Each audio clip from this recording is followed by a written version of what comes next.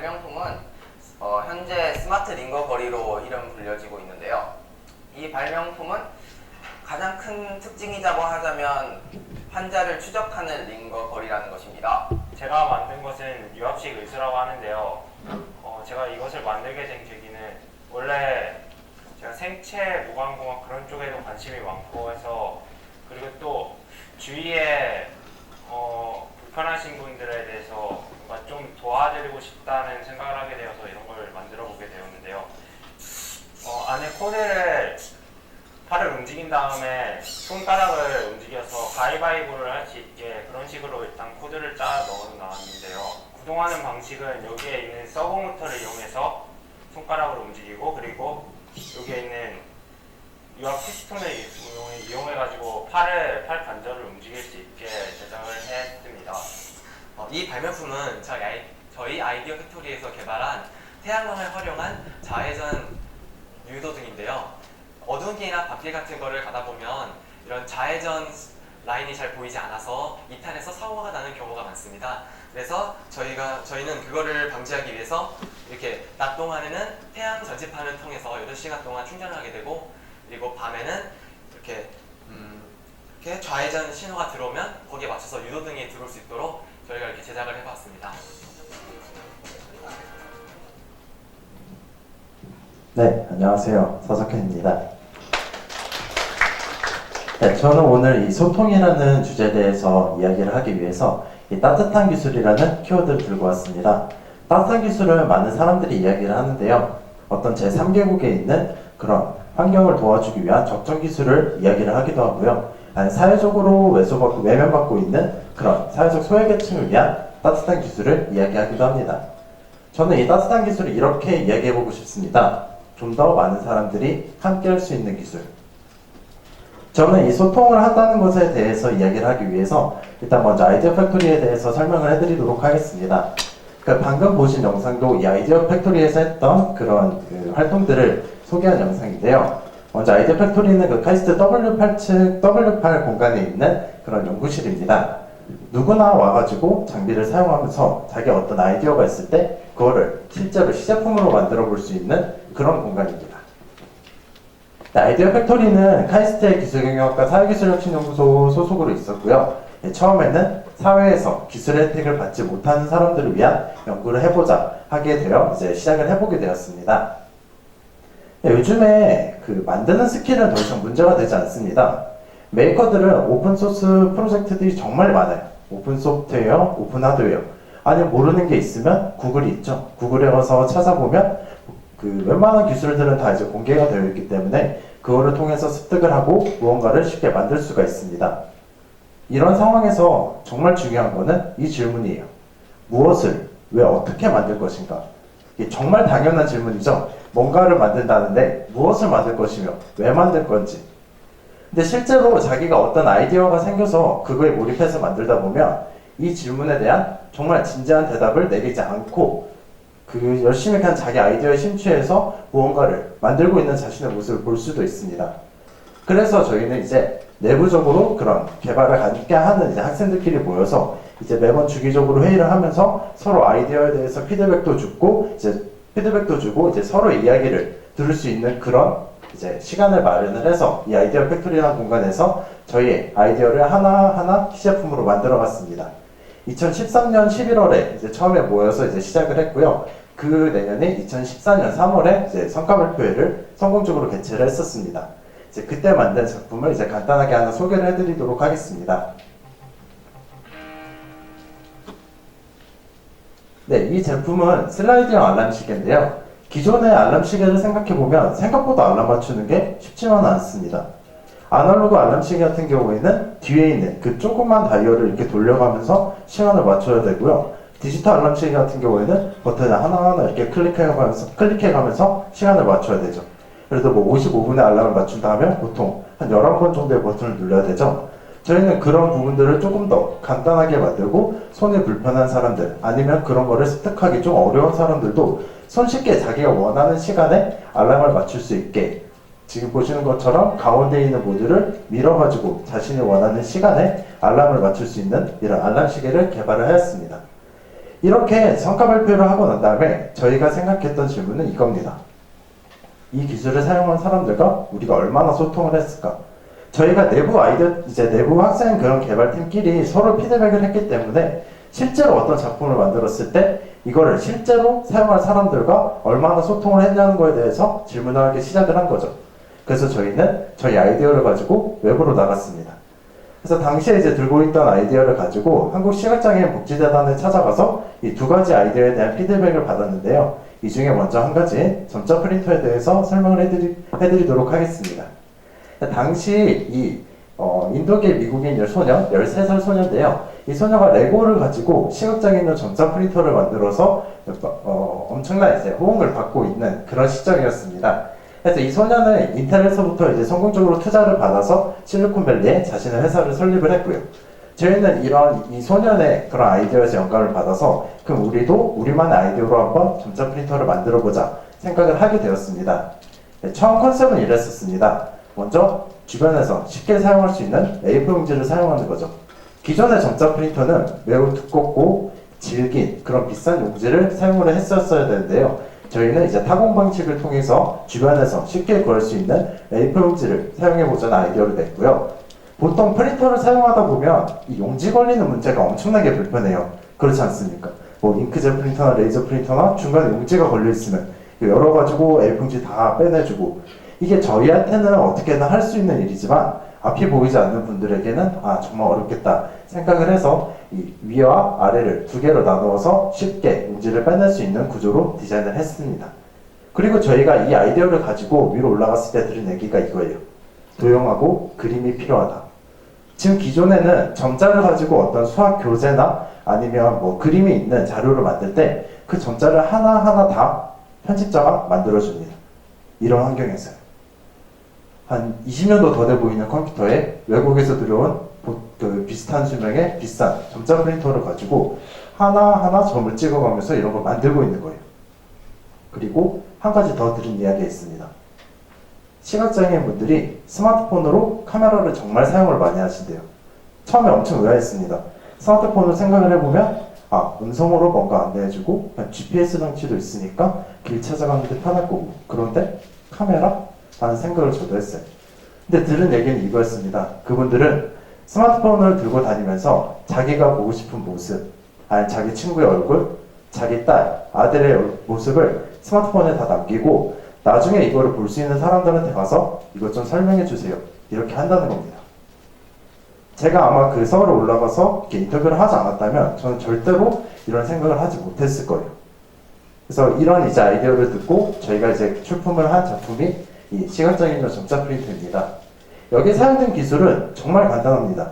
영상 처리를 하는 사람들에게는 정말 쉬운 기술인데요. 기존에 사진이 있으면 이 사진에서 윤곽선을 추출을 합니다. 그리고 이 윤곽선을 점자로 만들어서 그걸 찍어주는 거예요. 그러면 기존에 이렇게 사진 파일이 있다면 이거를 바로 오른쪽과 같이 점자로 바꿀 수가 있는 겁니다. 사람의 사진을 넣었을 경우에 윤곽선을 뽑아서 이렇게 점자로 출력을 해준다면 누가 설명해주지 않고 그 시각장애인 분들도 자신이 찍은 사진을 자신의 손으로 조금이나마 느낄 수가 있는 거죠. 네, 이렇게 점자 프린터는 저희 이제 개발해서 올해 이제 말에 좀 더 이제 업그레이드된 버전을 출품할 예정이고요. 나머지 한 가지 아이디어에 대해서는 또 뒤에 설명을 해드리도록 하겠습니다.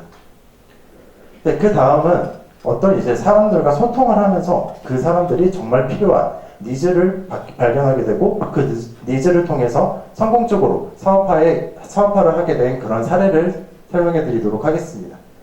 저희 아이디어 팩토리에서는 이런 다양한 장비들을 구비를 하고 이제 사용자들이 와서 사용을 하게 되는데요. 이 중에서도 단연 많이 사용되는 게 바로 이 3D 프린터입니다. 이건 2014년도에 저희 아이디어 팩토리 그 예약 리스트인데요. 정말 한 달 많은 분들이 와서 장비를 사용을 하셨죠. 이런 분들이 올 때마다 저희는 이제 장비를 사용하는 방법, 장비에 대해서 소개해드리고 뭐 이제 들고 오시면 같이 이야기하면서 그걸 만들어드리고요. 이런 활동을 하면서 가장 많이 들었던 질문이 이겁니다. 이 3D 프린터 얼마 정도예요?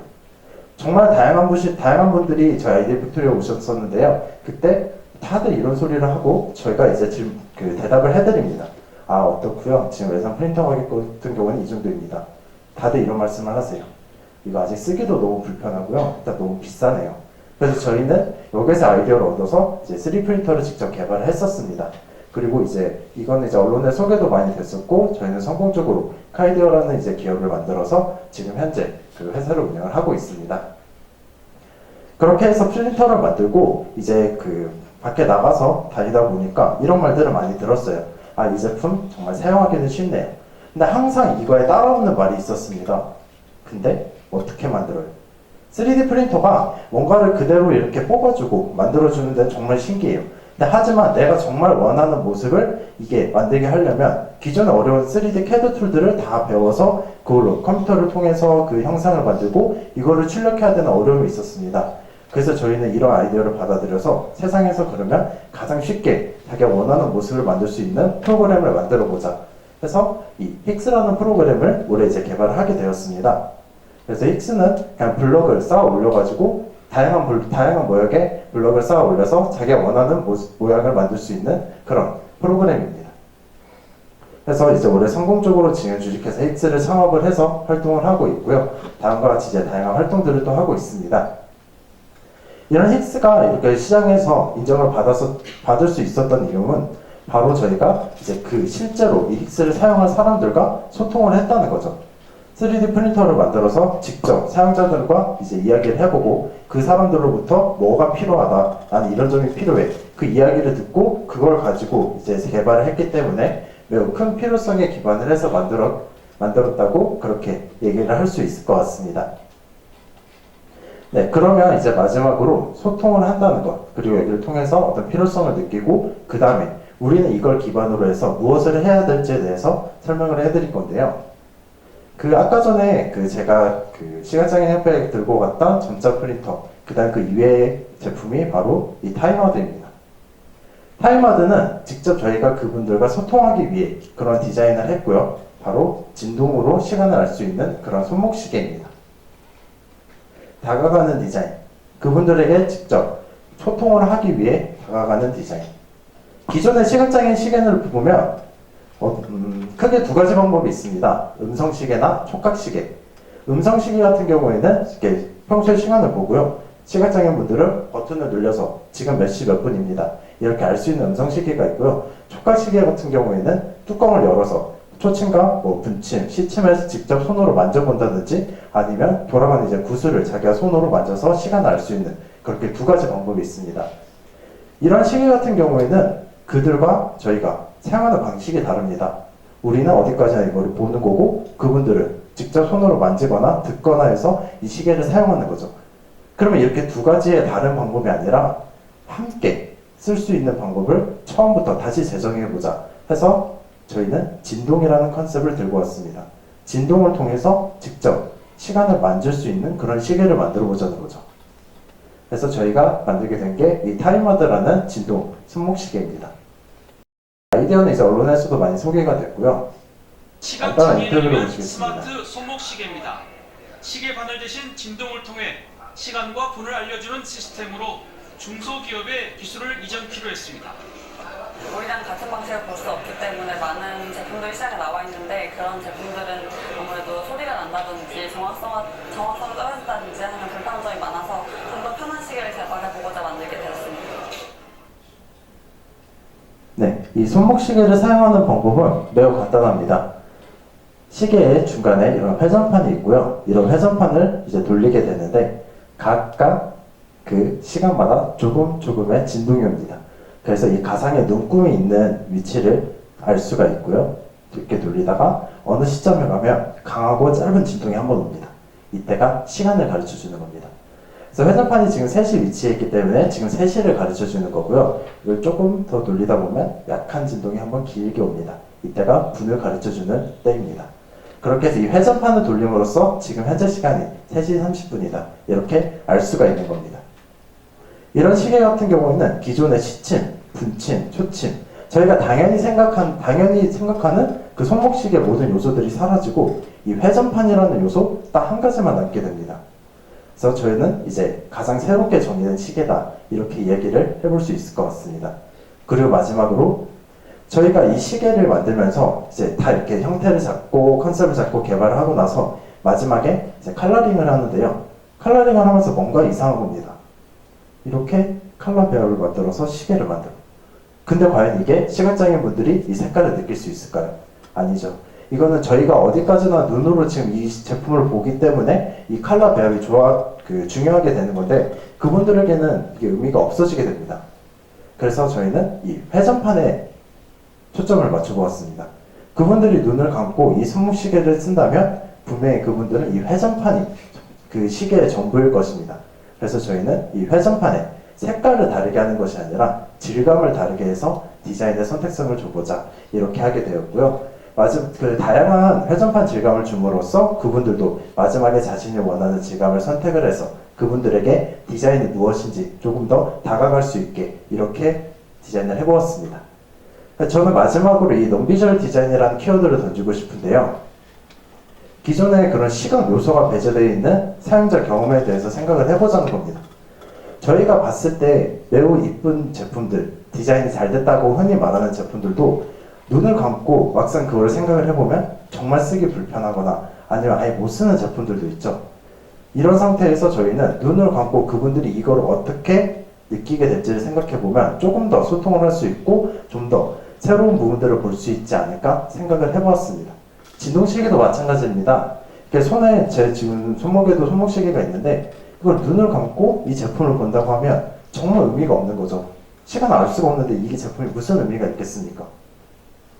그래서 이 논비주얼 디자인의 컨셉으로 제가 디자인한 제품 하나 더 소개를 해드리려고 합니다. 이거는 이제 계량 스푼이에요. 기존에 이제 그 구글에 이제 시각장애인용 계량 스푼이라고 이제 검색을 해보면 나오는 제품들인데요. 여기 보시면 알겠지만 이제 사이즈별로 점자를 표기를 해서 이게 이 스푼이 지금 얼마큼의 용량을 가지는지 알 수 있게 해줍니다. 아니면 이렇게 슬라이드 바 형태로 옆에 점자를 표시를 하고요. 근데 이건 어디까지나 눈으로 보는 사람들의 입장에서 디자인된 제품이라고 생각을 했어요. 그래서 눈을 감고 그러면 그분들이 이 계량 스푼을 쓴다면 얘는 어떤 모습이 돼야 될까 해서 이렇게 바꿔보았습니다. 어떤 수치를 표기하는 게 아니라 이 모양 자체로 이 계량 스푼의 용량을 가르쳐주는 거죠.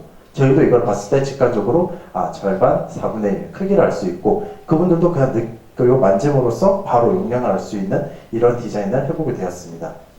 그래서 이런 논비주얼 디자인이라는 컨셉을 통한다면 저희는 조금 더 그분들과 소통을 할 수 있는 어떤 도구가 될 수 있지 않을까 그렇게 생각을 해보았습니다. 네, 이제 이렇게 소통에 대해서 오늘 이야기를 해보았는데요.